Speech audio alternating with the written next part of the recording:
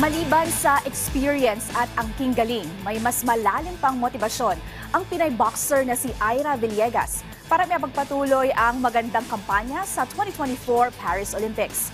Kung ano ito, alamin natin yan sa ulat ni Paulo Salamati.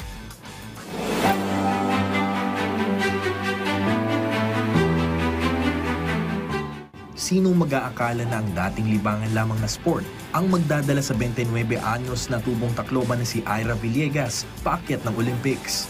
Nagsimulang makahiligan ng sport na boxing sa edad na 9 dahil sa kanyang nakatatandang kapatid na lalaking boksingero. Noong musmus pa lamang si Villegas ay hanga na siya sa kanyang kuya na si Rominic, di lamang sa mga tropeyo at medalya na nakadisplay sa kanilang tahanan, kundi pati na rin ang pagbibigay nito ng tulong pinansyal sa pamilya noong siya'y boksingero pa.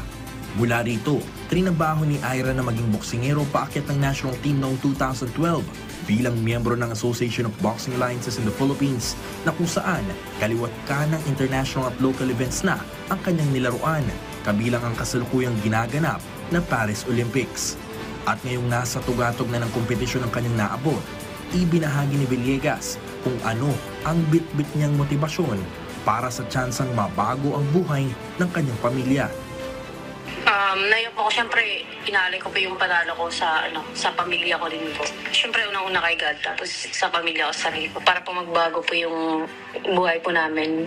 Syempre po, galing po ako sa talaga, sa wala po. Mahirap lang po talaga kami. So parang, ito na rin yung paraan ko para may iyahon sa hirap yung pamilya ko.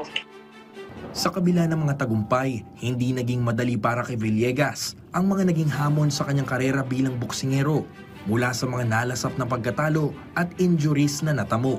Dahil dito, ibinahagi naman ni National Women's Boxing Team Coach Reynaldo Galido na dumaan umano si Villegas sa puntong mapagpasyahang itigil na ang boxing career.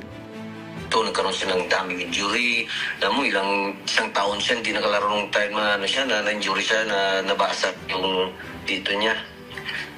Wala na nga yun nga, akala niya katapos na nga ng karir niya sa boxer nga eh. Yung na nga rin yun sa sarili niya na ayaw niya na mag-boxing dahil nga sa injury niya. Pero siyempre, nandun din yung niya rin sa sarili niya at saka sa pamilya niya. Parang yun talaga ang pinaka-motivation siya na ulit na sikapan niya na makabangon ulit na makalaro sa Olympic dahil nga rin sa pamilya niya at saka sa sarili niya rin. Talagang ginano niya yung sarili niya talaga na maka-recover kagad. Sa ngayon, walang balak si Villegas na sayangin ang kanyang kampanya sa Olympics na kung saan 2 panalo na lamang ang kanyang kinakailangan upang tuluyang makuha ang gintong medalyang makapagbabago ng kanyang buhay. Pero bago ang lahat, nakafocus muna ang kampo ni Villegas sa kanilang semifinals ng Women's 50kg event, katapat ang binansagang top women's flyweight boxer sa buong mundo na si Businaz Çakıroğlu ng Turkey na magaganap bukas Manila time pasado 4:00 ng madaling araw. Paulo Salamatin para sa Pambansang TV sa Bagong Pilipinas.